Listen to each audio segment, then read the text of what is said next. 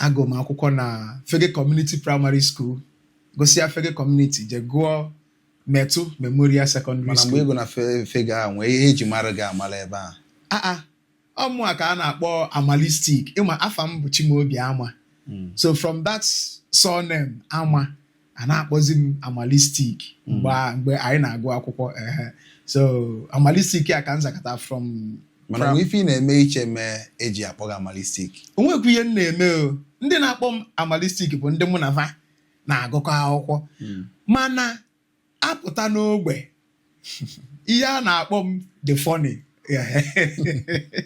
apụta n'ogbe ihe a na-akpọ m bụ isi une.